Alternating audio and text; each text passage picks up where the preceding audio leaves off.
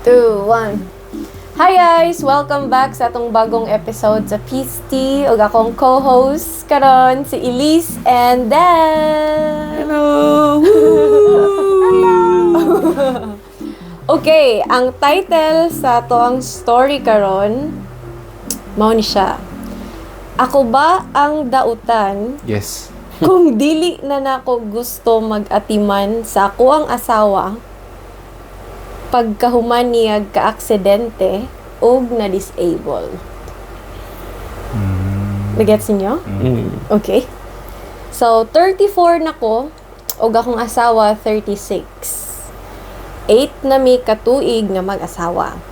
3 years na ang nilabay tong na-aksidente akong husband sa motor. Okay? Naluwas siya sa aksidente pero na permanente na siyang disabled. Dili na siya kalakaw kung walay mutabang sa iya ug dili na pud siya makabalik sa iyang trabaho. 1 year after sa aksidente, gibuhat gid nako ang tanan. Nagtrabaho ko full-time. Ako ang nagabayad sa among mga bills. Ako ang nagdala niya sa iyang mga check-up o therapy. Ako pod ang nagluto, naglimpyo, o nag-take charge sa balay. Kapoy kayo ko og halos wala na tulog. Pero, gihimo na ko ang tanan kay love na ko ako ang husband o gusto na ko siya suportaan. Okay? Next, dili ang iyang pagka-disable ang akong problema. Ang problema kay nag-usab iyang batasan. Ang ugali. Ano yung ugali niya? Sige na siyag kasuko og mag-insulto bisang gamay na mga mali. Murag na bitter na siya sa life. Permi ko niya ingnan nga kulang pa akong ginabuhat. I-compare pagyud ko niya sa ubang asawa nga nakita niya online nga kuno gidedicate ang ilang tibuok kinabuhi sa pag-atiman sa ilang bana. Yun sa kaya pagkakita niya na gidedicate ang kay boy murag gikuan, murag PBB. Ngana. Murag makabalo sila. Ganyan. Siguro. PBB. Social media, toxic yan. Kung muuli ko gikan trabaho nga kapoy, tawagon ko niyag selfish. Kung malate gamay amo ang dinner, magsige siya reklamo. Kung gusto ko mugawas uban sa akong mga friends, ingnon ko niya nga gi-abandon na nako siya. Permi ko mag-ingon sa iyaha na magpa-therapy o moapil og support group para matabangan siya. Pero tanan akong i-suggest kay iyahang ginabalibaran. Okay? Ang iyang niingon permi kay ako ra gyud ang problema. Okay? Last month, niabot na jud ko sa akong breaking point. Tama ra pud.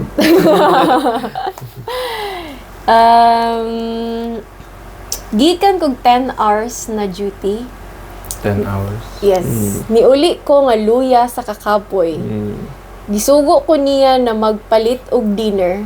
Dili pa jud sa duol. Kailangan pa na ako mo drive sa uglayo. Wait lang.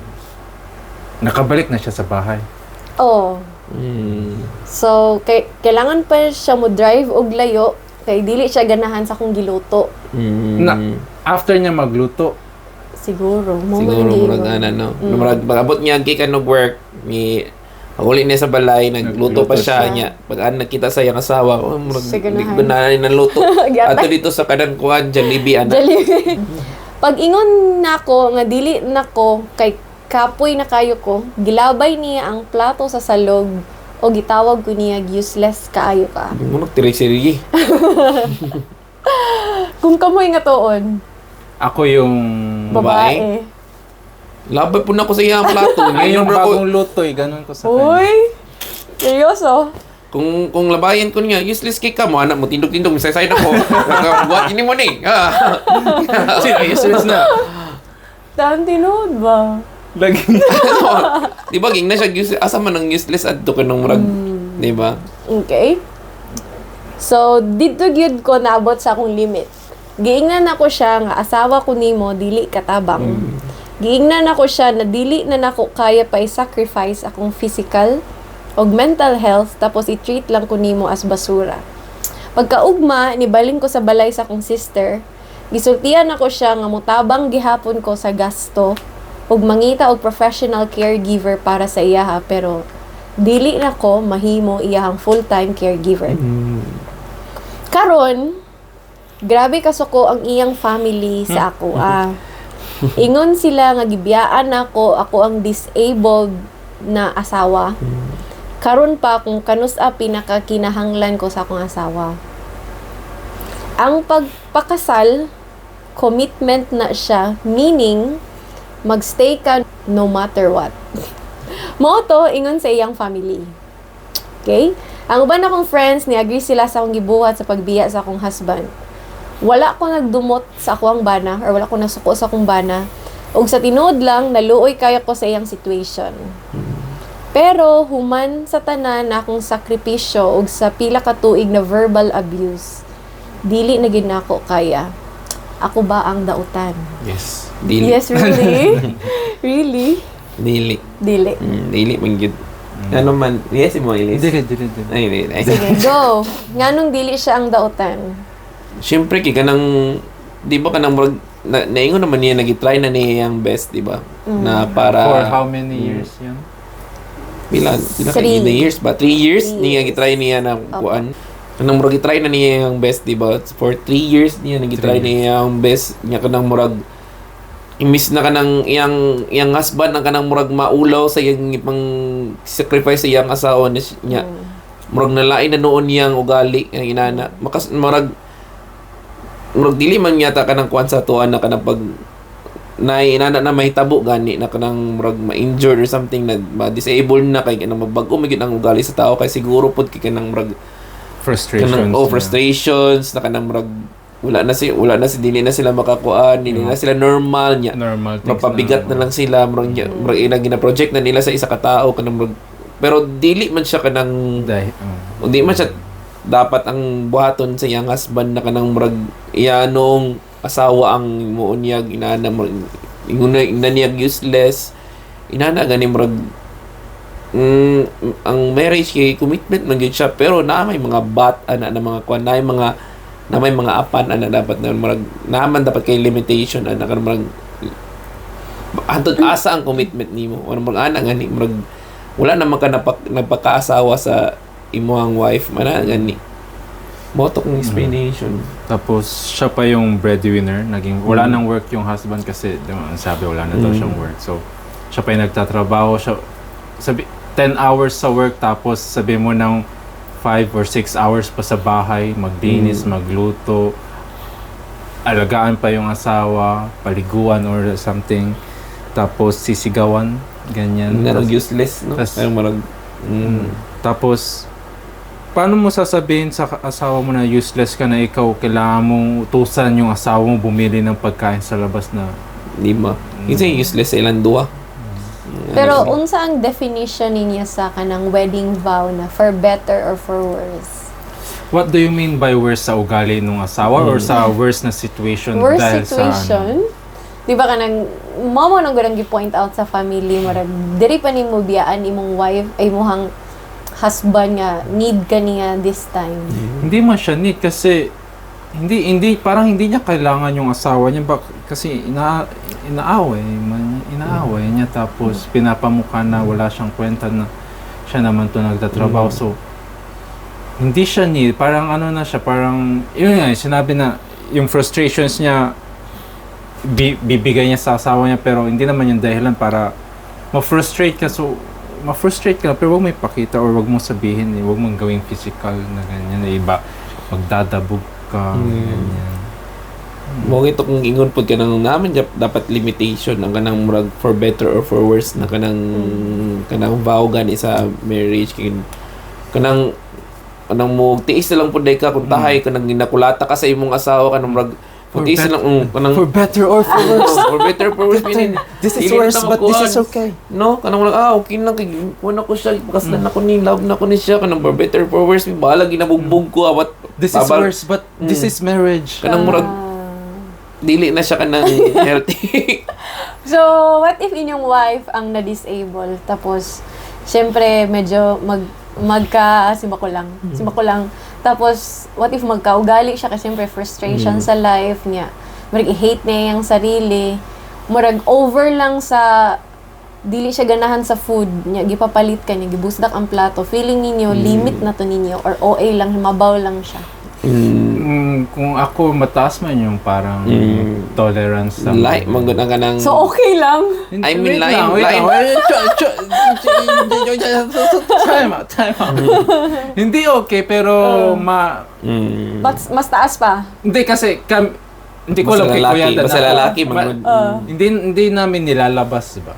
Ah. Yung parang, ganyan, sige, okay. Ganyan yung nangyari, okay. So, ipag-drive na lang ni mo siya si Kapoy naka sa work. It is what it is, so ganyan. So, naay gender bias. Nakanang paglalaki manggod yun kaya mo makaya mo na mong tiison ng kanang ugali pa kanang inana gani kay kanang labi na kanang mga susugo ina na kay murag Kaya no, Joyce, joke lang. mamang gina na mong ginabuhat jud kanang murag mama na mong ginabuhat sa relationship ana gani. Kasi once na maglabas kami or magreklamo or mag-open up, sasabihin na, lalaki ka man, tiisin mo, or dapat ganyan ka kasi lalaki, dapat matapang ka man, ganyan. Pero lahi lagi ng usapan pagka ng lalaki ang mabuhat ana kay kanang murag in the first place ikaw man dapat ang nagabuhat ani sa imong wife nang inana siya ikaw man dapat nagatrabaho ikaw man dapat ang niya anong imo pa mang pag-uli niya gikan sa iyang trabaho imo pa yung ingnan og useless ana maglahi naman na mga level na Nung toxic. bago pa siya ma-disable, siya yung nagluluto or or hindi talaga siya nagluluto. Ang giingon mo pod good ni wala siya gi-mention about Ana, pero yang giingon na murag okay man ilang relationship man. Tapos bumalik daw yung ugali niya. Dili mo mali ka ng nagka-ugali. Nagka-ugali. Siguro feeling ko sa ego pod murag Ana. Murag ego yung ego kay wala na siya feeling niya useless na siya. Useless na siya sa ilang relationship kay ginakuha na lang siya ginalalayan yun. Gina siya kuan. Feeling na ko no ang lalaki kay magstorya dapat na siya og kanang expert na kanang anong inanya kung na feel na niya kung inanag yun na feel na useless na siya dapat mangita siya pamaagi na kanang makatabang siya sa iyang wife. Tapos dagan na mag-home base sa kanang Pilipinas na kanang di nakakailangan mo tindog magtrabaho kan di mo mamhimo. Tapos bakit siya nagti-TikTok sa mga about sa mga perfect wife na nag-alaga talaga sa ganyan?